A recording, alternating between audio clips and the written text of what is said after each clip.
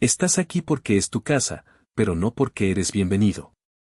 La frase, afilada y fría como un cuchillo de hielo, cortó el cálido ambiente de la cena. Salió de la boca de Damián, mi único hijo, pero yo sabía, con la certeza que solo dan 65 años de vida, que esas palabras habían sido forjadas en el corazón ambicioso de su esposa, Renata. El silencio que cayó sobre la mesa fue más pesado que cualquier grito. Pude oír el tintineo casi imperceptible del tenedor de plata de Renata al posarse sobre su plato de porcelana de Limoges, un sonido agudo que pareció subrayar la crueldad del momento. Su rostro era una máscara de falsa compasión, pero sus ojos, oscuros y brillantes, delataban un triunfo malicioso. Estábamos en mi casa. La casa que construí con mis propias manos y el sudor de mi frente hace más de 30 años sobre un terreno vacío. La casa donde Damián aprendió a caminar, donde celebramos cada uno de sus cumpleaños con pasteles caseros horneados por su madre, Luz. La casa cuyas paredes todavía guardaban el eco de su risa infantil y el perfume de las rosas que Luz plantaba cada primavera. Ahora, en esa misma mesa, bajo el candelabro de cristal que a Luz tanto le gustaba, me estaban declarando un extraño, un inquilino tolerado en su propio santuario. Damián, mi hijo de 36 años, evitaba mi mirada. Sus ojos estaban fijos en el profundo color rubí del vino en su copa, un Cabernet Sauvignon de una reserva especial que costaba más de 10,000 pesos la botella. Una botella que él había ordenado traer de mi cava personal esa misma tarde, para celebrar una ocasión especial, había dicho. Ahora entendía cuál era la ocasión, mi humillación pública. Su mandíbula estaba tensa, un gesto que yo conocía bien. Era la misma tensión que mostraba de niño cuando sabía que había hecho algo mal, pero esta vez no había rastro de culpa en su postura, solo una determinación frágil. Como si estuviera repitiendo un guión que le habían obligado a memorizar. Renata, por otro lado, parecía disfrutar del espectáculo. Llevaba un vestido de seda que se ceñía a su figura, un regalo que Damián le había hecho por su aniversario, pagado, por supuesto, con la extensión de mi tarjeta de crédito que tan generosamente le había ofrecido. Damián solo quiere decir, suegro, comenzó ella, su voz un goteo de miel envenenada, que nos preocupamos por ti. A tu edad, manejar una propiedad tan grande, las finanzas, puede ser abrumador. Queremos aligerar tu carga. La carga. Mi vida entera, reducida a una carga. No respondí. No había palabras que pudieran expresar la profundidad de la traición que sentía en ese momento. Era un abismo que se abría bajo mis pies, amenazando con tragarme entero. Mi único crimen, al parecer, era envejecer. Mi único pecado, haberles dado todo sin pedir nada a cambio. Con una lentitud que no delataba la tormenta que se desataba en mi interior, doblé mi servilleta de lino y la coloqué junto a mi plato. No exploté. No grité. He aprendido en mis largos años en el mundo de los negocios que la reacción más poderosa no siempre es la más ruidosa. A veces, el silencio es el arma más devastadora. Me levanté de la silla, la misma silla de roble que había ocupado en cada cena familiar durante 3 décadas. Los miré a los dos, sentados como reyes usurpadores en mi mesa. Con permiso, dije, mi voz apenas un susurro, pero firme. Me di la vuelta y caminé hacia mi estudio, cada paso resonando en el opresivo silencio. Sabía que ellos lo interpretarían como una derrota, la rendición de un anciano senil. Dejé que lo creyeran. No tenían ni la más remota idea de que no estaban sentenciando a un viejo acabado, sino que acababan de despertar al hombre que había construido un imperio desde la nada. Y ese hombre no se rinde. Nunca. Una vez dentro de mi estudio, cerré la puerta de caoba maciza y el sonido del cerrojo al encajar en su lugar fue como un punto final a la vida que había conocido. El aire aquí dentro olía a cuero viejo, a papel y a los recuerdos de Luz. Era mi refugio, el único lugar de la casa que Renata aún no se había atrevido a actualizar. Me dejé caer en el viejo sillón de piel, el favorito de Luz, y la habitación pareció abrazarme con su silencio familiar. Pero la paz no llegó. En su lugar, los fantasmas de los últimos meses emergieron de las sombras, cada uno un eslabón en la cadena que me había arrastrado hasta la humillación de esta noche. Mi mente viajó un año atrás. Damián y Renata habían venido a mi estudio, sus rostros una estudiada mezcla de preocupación y ambición. Estaban sentados justo donde ahora solo había aire. Papá, había comenzado Damián, con esa seriedad forzada que usaba cuando Renata lo instruía. La nueva empresa de Renata tiene un potencial increíble. Estamos hablando de una app que va a revolucionar el mercado inmobiliario de lujo. Renata asintió, añadiendo con su voz melosa, pero para dar el siguiente paso, necesitamos capital semilla. Una pequeña inyección para asegurar a los grandes inversores. Pensamos en 1.000.000 de pesos. 1.000.000 de pesos. Lo llamaban capital semilla. Yo lo llamaba el peaje que debía pagar para mantener la ilusión de una familia feliz. Sabía, incluso entonces, que ese dinero se destinaría más a bolsos de diseñador y coches nuevos que a servidores y programadores. Pero vi la esperanza en los ojos de Damián, la desesperada necesidad de impresionar a su esposa. Así que firmé el cheque. Mientras se lo entregaba, Renata me dirigió una sonrisa que no llegó a sus ojos y susurró, pensando que no la oía, es lo menos que puede hacer. No era gratitud, era una reclamación, como si ese dinero le perteneciera por derecho. El recuerdo se desvaneció, reemplazado por otro, más doloroso. Hace 6 meses. Entré en la sala principal y la encontré irreconocible. Las paredes, antes de un cálido color marfil, ahora eran de un gris clínico.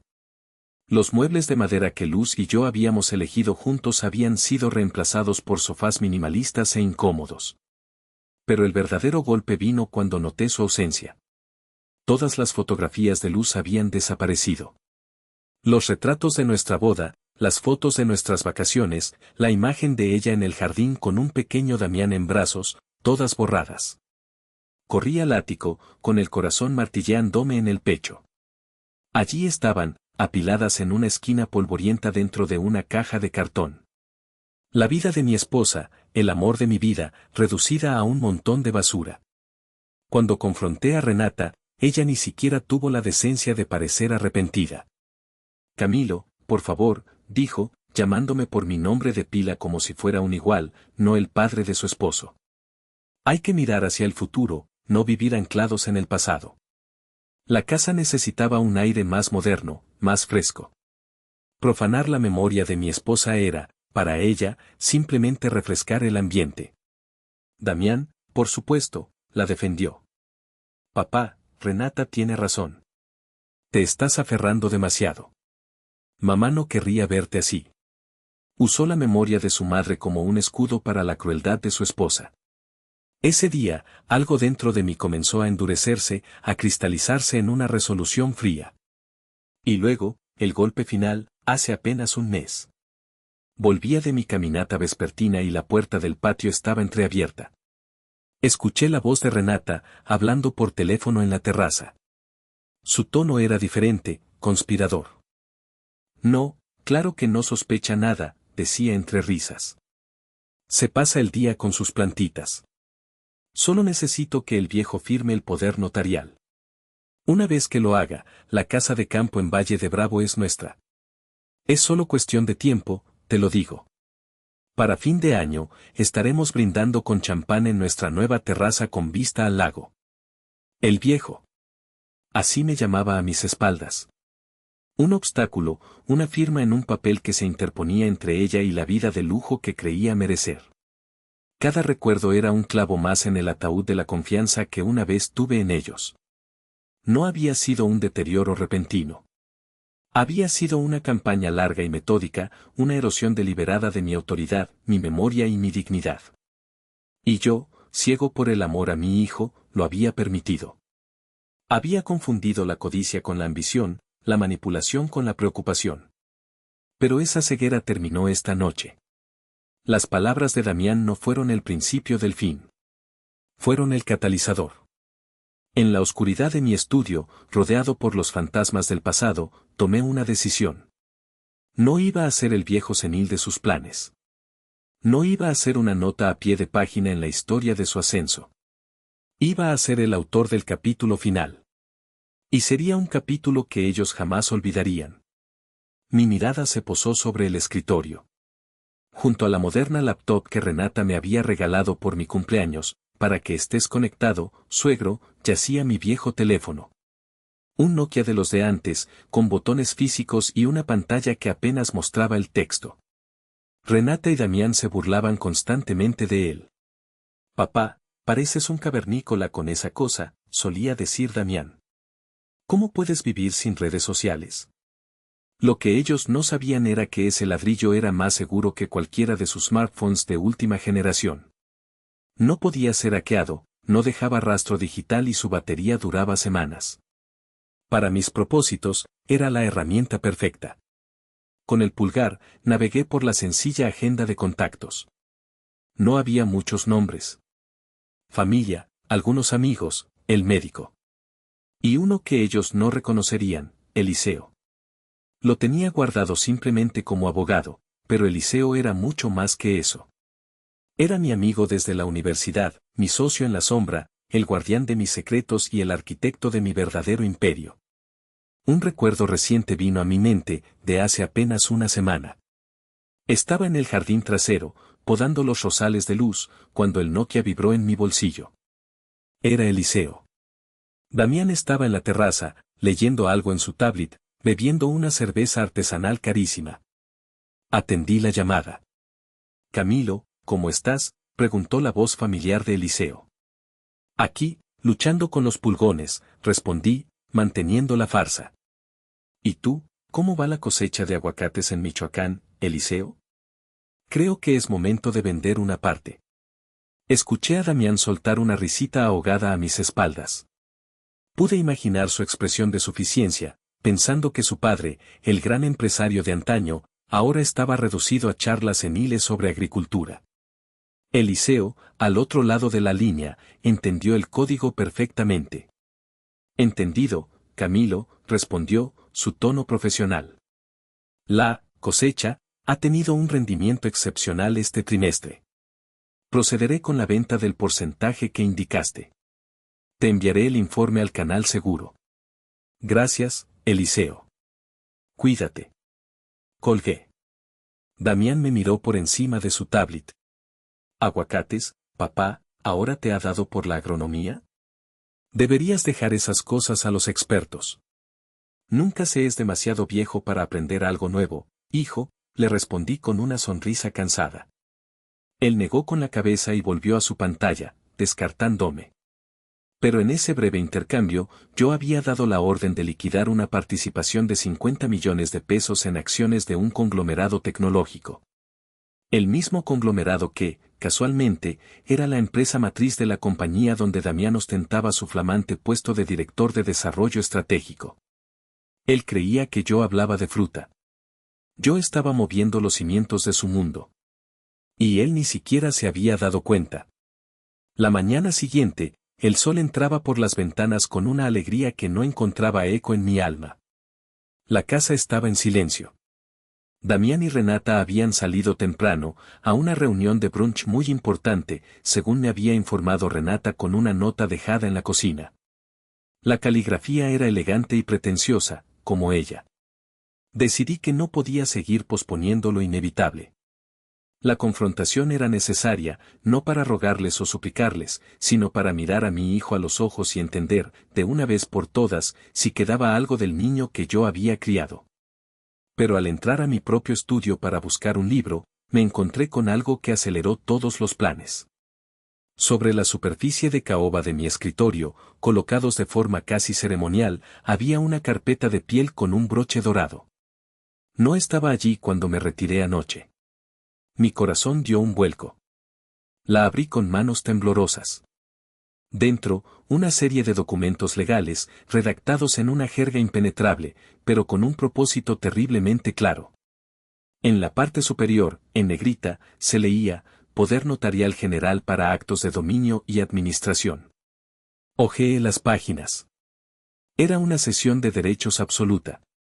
Si firmaba, le estaría entregando a Damián el control total sobre mis cuentas bancarias, mis propiedades, mis inversiones, mi empresa, mi vida entera. Estarían legalmente autorizados a vender mi casa, a liquidar mis activos, a internarme en una residencia si lo consideraban conveniente. Y para hacerlo aún más insultante, habían adjuntado una nota adhesiva de color rosa en la primera página. La caligrafía era de Renata: suegro, nuestro abogado dice que firmando esto nos simplificarás mucho los trámites para el pago de tus impuestos. Es solo una formalidad. Te queremos. Una formalidad. El golpe final. La aniquilación de mi autonomía, presentada como un favor. La rabia, una emoción que creía haber dominado hace años, subió por mi garganta como bilis ardiente. Pero no era solo rabia. Era un dolor profundo, una tristeza que me pesaba en los huesos. Esto no era un ataque de extraños. Era una ejecución perpetrada por mi propia sangre. Cerré la carpeta y caminé, como un autómata, hacia la biblioteca. Mis pasos me llevaron a la estantería del fondo, a la sección de historia. Mis dedos rozaron los lomos de cuero de los libros hasta que encontraron uno en particular. No era un libro. Era un álbum de fotos, uno que Luz había hecho a mano. Lo abrí sobre la mesa de lectura. La primera foto era de Luz y yo, el día que compramos este terreno. Éramos jóvenes, llenos de sueños, y detrás de nosotros solo había tierra y árboles. En la página siguiente, una foto de un Damián de 5 años, con un casco de construcción de juguete, ayudándome a poner los primeros ladrillos de esta casa. Pasé las páginas, viendo la vida que habíamos construido juntos. Días de campo, navidades, graduaciones. En cada foto, el rostro de Luz irradiaba una calidez y una bondad que ahora parecían de otro mundo. Me detuve en una foto tomada poco antes de que ella enfermara. Estábamos sentados en el porche trasero, mirando el atardecer. Recuerdo la conversación como si fuera ayer. Camilo, me dijo, su mano en la mía. Hemos sido muy afortunados. Le hemos dado a Damián una buena vida. Pero prométeme algo. Lo que sea, mi amor, le respondí. Prométeme que te asegurarás de que entienda el valor del trabajo, no solo el peso del dinero. No quiero que nuestra fortuna sea una maldición para él. Quiero que sea un hombre de bien, que construya su propio camino. Le hice esa promesa. Una promesa que ahora se sentía como un fracaso estrepitoso. La fortuna no había sido una maldición para Damián, se había convertido en su Dios, y Renata era su suma sacerdotisa. Y yo, en mi intento de protegerlo, lo había malcriado, lo había hecho débil y susceptible a la peor de las influencias. En ese momento, mirando el rostro sonriente de mi esposa en aquella fotografía, todo se aclaró. La humillación de anoche no era el verdadero problema. El intento de robarme mi patrimonio no era la herida más profunda. La verdadera traición era contra ella, contra Luz. Estaban pisoteando su memoria, deshaciendo todo lo que ella representó. La inacción ya no era una opción. La esperanza de que Damián recapacitara se había extinguido. Esto ya no era una disputa familiar. Era una guerra. Una guerra para proteger el legado de mi esposa. Una guerra para cumplir la última promesa que le hice. Cerré el álbum de fotos con una delicadeza que contradecía la tempestad en mi interior. El dolor seguía ahí, pero ahora estaba recubierto por una capa de hielo, una claridad de propósito tan absoluta que me asustó incluso a mí mismo. Coloqué el álbum de vuelta en su lugar, un gesto de finalidad. El tiempo del duelo había terminado. Empezaba el tiempo de la acción. No volví a mi estudio. En lugar de eso, caminé con paso firme hacia la biblioteca, una estancia que Damián y Renata consideraban un espacio muerto lleno de libros viejos que nadie lee. Se equivocaban. La biblioteca era el corazón de mi mundo, el verdadero centro de mi poder. Me acerqué a la gran estantería de cedro que cubría toda la pared del fondo. Mis dedos se deslizaron por los lomos de los libros encuadernados en piel hasta detenerse en una edición de coleccionista de Don Quijote de la Mancha. No lo saqué. En su lugar, presioné la espina dorsal del libro con una secuencia específica, 2 toques cortos, uno largo. Hubo un suave zumbido, y una sección de la estantería, con libros y todo, se deslizó hacia un lado sin hacer ruido, revelando una puerta de acero cepillado con un pequeño escáner biométrico. Coloqué mi pulgar en el escáner. Una luz verde parpadeó y la pesada puerta se abrió hacia adentro. El contraste era brutal. De la calidez de la madera y el olor a papel viejo de la biblioteca, pasé a un espacio de paredes blancas, iluminado por luces LED, frío y funcional. Era mi oficina real, mi centro de mando. Una pared entera era una pantalla de datos financieros que mostraba en tiempo real los mercados de Nueva York, Londres y Tokio. En el centro, un escritorio de metal y cristal con 3 monitores y un único dispositivo que no encajaba, un teléfono satelital de aspecto robusto. Damián y Renata creían que mi fortuna provenía de la empresa de construcción que fundé y vendí hace 10 años. La verdad era mucho más compleja. La venta fue una maniobra estratégica. Usé el capital para crear Inversiones del Sol, un holding de inversión privado y silencioso. Un fantasma en el mundo financiero que poseía participaciones mayoritarias y controladoras en docenas de empresas de tecnología, bienes raíces y energía. Nadie conocía la verdadera escala de mis operaciones. Nadie sabía que el nombre del Sol era un homenaje silencioso a mi esposa, Luz. Me senté en la silla ergonómica, un mundo aparte del sillón de cuero gastado de mi estudio. El hombre que se sentaba aquí no era el jardinero aficionado ni el anciano despistado. Era el estratega, el jugador que movía las piezas en un tablero que los demás ni siquiera sabían que existía. Tomé el teléfono satelital. Era una línea encriptada, imposible de rastrear. Marqué el único número que tenía en la memoria rápida. Eliseo contestó al primer tono. Camilo. Su voz era tranquila, como siempre. Eliseo. Soy yo, dije, y mi propia voz me sonó extraña, desprovista de toda emoción. Era la voz que usaba para cerrar tratos multimillonarios, la voz que no admitía réplica. Hubo una pausa. Eliseo me conocía mejor que nadie. Sabía que esa voz significaba que todas las barreras habían sido derribadas. ¿Qué ha pasado?, preguntó, sin preámbulos. Intentaron hacerme firmar un poder notarial absoluto. Renata lo dejó en mi escritorio esta mañana. Escuché a Eliseo soltar un suspiro largo y pesado. No era de sorpresa, sino de resignación. Llevaba años advirtiéndome. Ya veo, dijo finalmente. Entonces, ¿es el momento? Es el momento, confirmé. Activa el protocolo, soberanía. Ejecución total. Sin advertencias. Sin piedad. El protocolo soberanía era nuestro plan de contingencia definitivo, diseñado para una situación exactamente como esta. Un plan para reestructurar todo el imperio, reafirmar mi control absoluto y cortar de raíz cualquier amenaza interna. Era el botón nuclear de mi mundo financiero. Entendido, Camilo, respondió Eliseo, su voz ahora puramente profesional. ¿Alguna instrucción específica para los activos relacionados con la familia? El activo, Damián Vargas, en Technocore Dynamics, se liquida. Puesto, beneficios, coche de empresa, todo. Quiero su carta de despido en su escritorio el miércoles a las 11 en punto. Que la entregue el nuevo CEO, Benjamín Herrera. Quiero que sea público, en medio de la junta directiva. Anotado, dijo Eliseo. El activo, Renata Fuentes, en Innovaciones Urbanas, se le retira toda la financiación. Invoca la cláusula de riesgo moral. Quiero que la notificación del Fondo de Capital de Riesgo llegue a su correo exactamente a las 11:05. Y quiero que mi nombre, o más bien el tuyo como presidente del fondo, esté en la firma.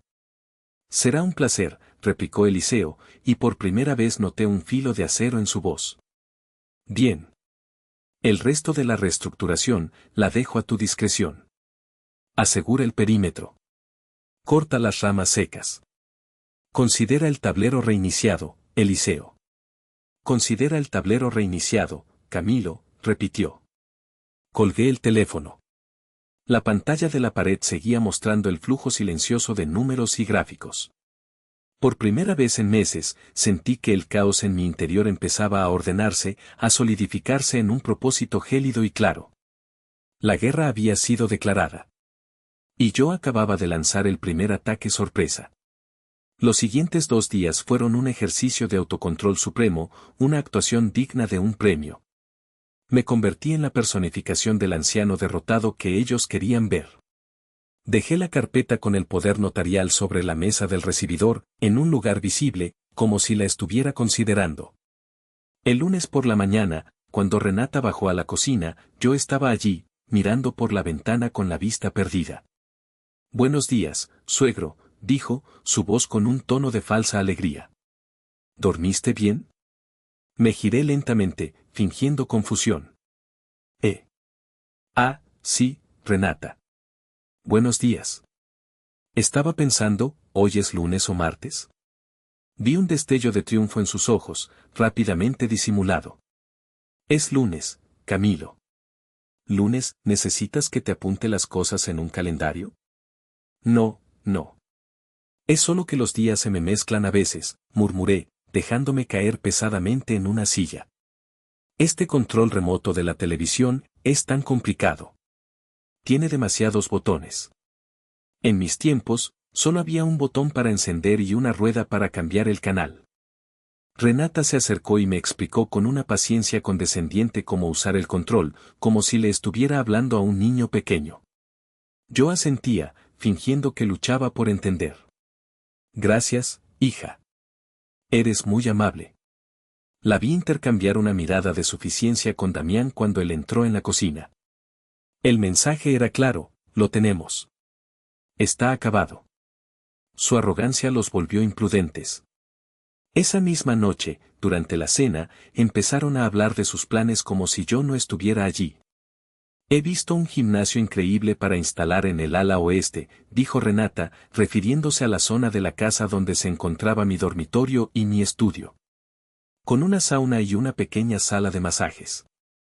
Podríamos tirar el tabique que separa el estudio del dormitorio de tu padre para hacer un espacio más diáfano». «Sería fantástico», convino Damián, sin mirarme. «Y con el dinero de la venta de la colección de arte, podríamos hacer ese viaje a los fiordos noruegos que siempre hemos querido». Papá de todas formas ya ni aprecia esos cuadros. Estaban desmantelando mi vida, pieza por pieza, justo delante de mí. Y yo seguía comiendo mi sopa, actuando como si estuviera sordo o senil, o ambas cosas.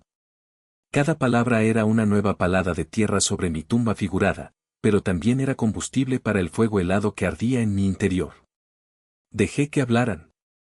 Dejé que planearan. Dejé que se deleitaran en su inminente victoria. El martes por la noche, Renata se acercó a mí mientras yo luchaba con el control remoto de nuevo. Puso una mano en mi hombro, un gesto que pretendía ser cariñoso pero que se sentía como el toque de una araña. «Camilo», dijo suavemente. «He visto que has estado mirando los papeles del poder notarial. No te presiones. Tómate tu tiempo. Pero piensa en lo fácil que sería todo si Damián pudiera ayudarte con las cosas aburridas. Podrías dedicarte a tus rosas sin preocupaciones». «Lo pensaré, hija». «Gracias», le respondí, mirándola con los ojos más vacíos y vulnerables que pude fingir. Ella sonrió, convencida de que la presa estaba a punto de caer en la trampa. Se retiró, dejándome en la penumbra del salón. Lo que no sabía era que la trampa ya se había cerrado. Pero no era yo quien estaba dentro. Faltaban menos de 12 horas para que su mundo, construido sobre la mentira y la codicia, se viniera abajo con la fuerza de un huracán. Y yo iba a tener un asiento en primera fila para ver la demolición. Miércoles. 11 de la mañana. El día del juicio. Yo estaba en mi jardín, podando con esmero las rosas Luz de Castilla, una variedad que había creado un horticultor amigo en honor a mi esposa. El sol de la mañana era cálido y el aire olía a tierra húmeda. Para cualquier observador, yo era la imagen de la serena senectud. Pero en mi bolsillo, mi viejo Nokia estaba en modo de conferencia silenciosa, conectado a 2 escenarios a punto de explotar. Era el director de una orquesta de caos, y la sinfonía estaba a punto de comenzar. Primer acto, la caída del príncipe. 11 de la mañana. A kilómetros de distancia, en un rascacielos de cristal y acero en el corazón de la Ciudad de México, mi hijo Damián presidía la junta directiva trimestral de Tecnocore Dynamics. Se sentía en la cima del mundo. A través del micrófono oculto de Eliseo, yo podía escuchar el murmullo de los ejecutivos, el sonido de las tazas de café. Y como pueden ver en la proyección, decía Damián, su voz resonando con una confianza que no le pertenecía. Nuestra estrategia de expansión en el mercado latinoamericano asegura un crecimiento del 15% para el próximo año fiscal. Justo en ese momento, la enorme pantalla de 8K detrás de él parpadeó. La presentación de Damián desapareció, reemplazada por el rostro de un hombre de unos 50 años, de cabello plateado y mirada penetrante. Era Benjamín Herrera, un ejecutivo legendario conocido como el cirujano por su habilidad para reestructurar empresas. Nadie en esa sala, excepto yo, sabía que Herrera había sido contratado por Inversiones del Sol hacía 2 semanas. Disculpen la interrupción, dijo la voz de Herrera, calmada pero con un poder que silenció la sala al instante. Mi nombre es Benjamín Herrera. A partir de las 10 de la mañana de hoy, he sido nombrado CEO interino de Tecnocore Dynamics en representación del accionista mayoritario, el holding Inversiones del Sol. Un murmullo de conmoción recorrió la sala. Damián se quedó paralizado, su rostro una máscara de confusión. ¿Disculpe? Creo que hay un error. Yo no he sido notificado de ningún cambio. No es un error, señor Vargas, continuó Herrera, impasible. Inversiones del Sol ha activado su cláusula de control mayoritario para llevar a cabo una fusión hostil y una reestructuración inmediata con el fin de optimizar la eficiencia y eliminar redundancias. Su departamento, señor Vargas, el de Desarrollo Estratégico, ha sido identificado como la principal redundancia. Queda disuelto con efecto inmediato. El golpe fue brutal, público y absoluto. Podía oír la respiración agitada de Damián a través del audio. ¿Qué? No puede hacer eso. Y mi equipo es vital para la empresa. Esa es una opinión que el Consejo de Inversiones del Sol no comparte, replicó Herrera. Su puesto, señor Vargas, ya no existe. Su acceso a los sistemas de la empresa será revocado en los próximos 60 segundos. Recibirá los detalles de su paquete de finiquito en su correo personal. Gracias por sus servicios. La pantalla se volvió negra. En ese mismo instante, el smartphone de Damián vibró sobre la mesa. Luego su laptop. Correos automáticos. Notificación de terminación. Solicitud de devolución del coche de empresa. Cancelación de las tarjetas de crédito corporativas. Todo su estatus, todo su poder, borrado en menos de 2 minutos. Escuché el sonido de una silla arrastrándose y luego un silencio atronador. El príncipe había sido destronado. Segundo acto, el castillo de naipes se derrumba. 11:05 de la mañana. Al mismo tiempo, en un elegante despacho en Polanco, Renata estaba en la reunión de su vida. Estaba presentando su plan de expansión a su principal inversor, el presidente de un fondo de capital de riesgo llamado Futuro Capital. El presidente era, por supuesto, mi amigo Eliseo, actuando en su rol oficial. A través de la línea de Eliseo, escuchaba la voz apasionada y segura de Renata. Y con esta segunda ronda de financiación, no solo consolidaremos nuestra posición en México, sino que iniciaremos la expansión a Miami y Bogotá. El potencial es ilimitado. Eliseo la dejó terminar. Luego, sin cambiar su expresión serena, miró su laptop. Impresionante, señora Fuentes, dijo Eliseo, su voz cortés pero distante. Una visión muy ambiciosa. Sin embargo, me temo que ha habido un cambio de circunstancias. La sonrisa de Renata vaciló. ¿A qué se refiere? Acabo de recibir una directiva urgente del accionista mayoritario de nuestro fondo, explicó Eliseo, tecleando algo. Debería revisar su correo electrónico. Escuché el clic nervioso del ratón de Renata. Luego, una inhalación brusca. ¿Qué es esto?, tartamudeó. Retirada de financiación, cláusula de riesgo moral, esto es absurdo, no hay ningún riesgo moral. Nuestro accionista mayoritario no está de acuerdo, dijo Eliseo, levantándose. Una auditoría interna ha revelado ciertas discrepancias en la gestión de los fondos iniciales y un potencial conflicto de intereses que pone en grave peligro la reputación del fondo. La decisión es irrevocable. Futuro Capital retira toda la financiación de innovaciones urbanas con efecto inmediato.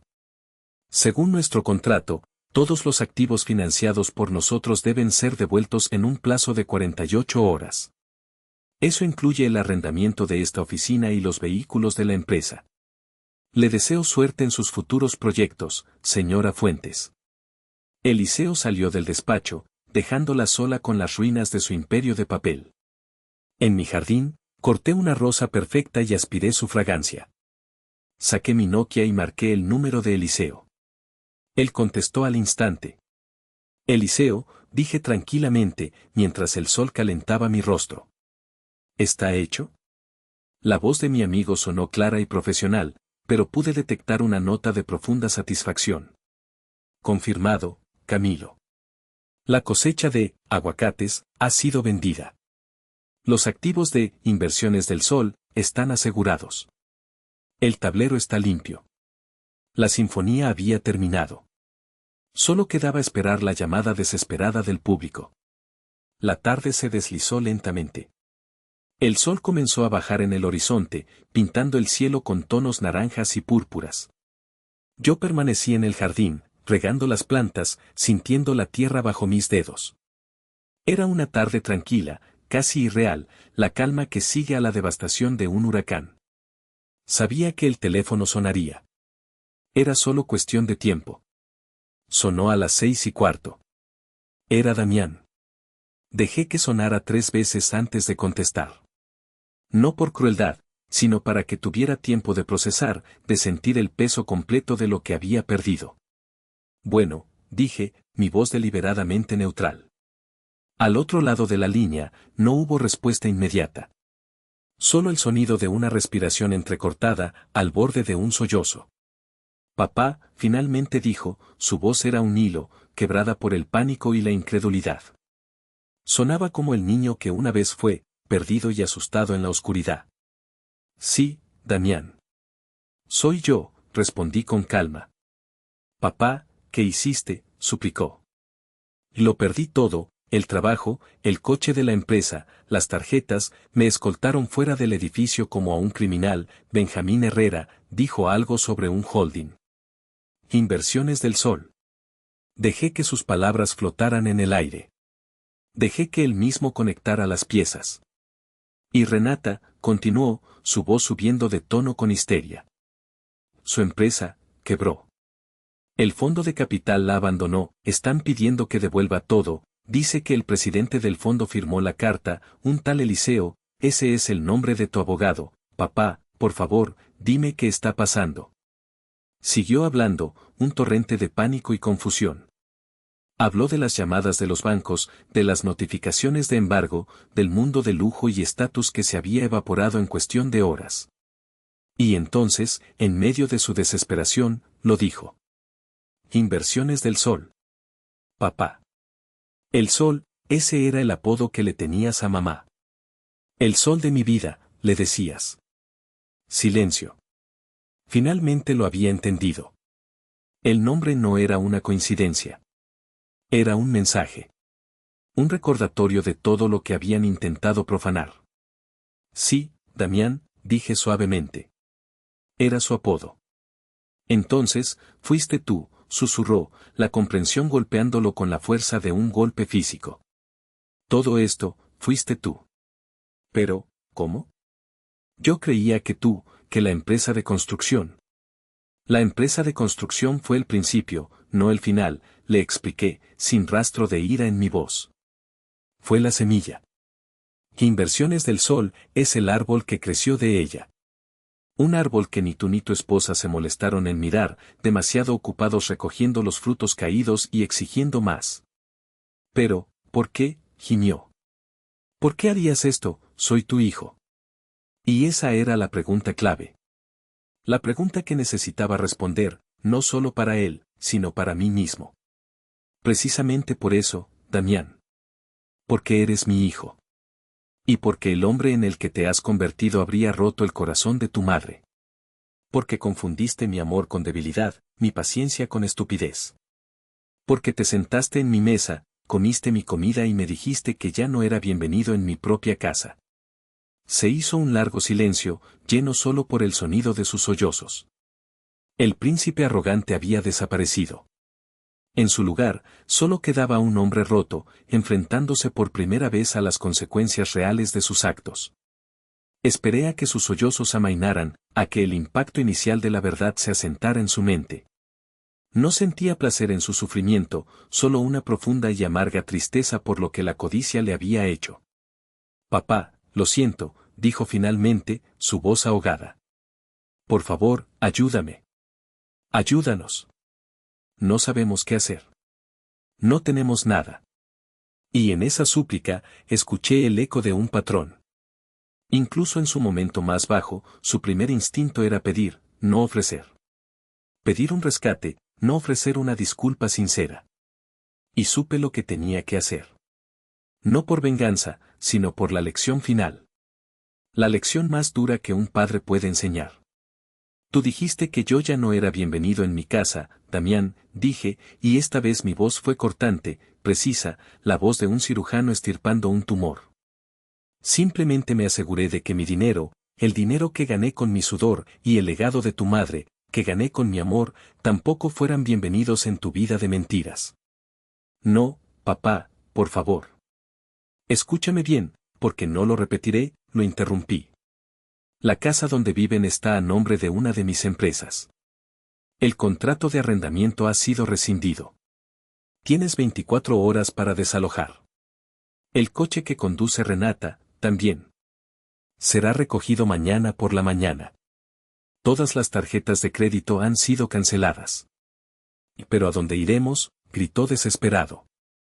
Ese ya no es mi problema.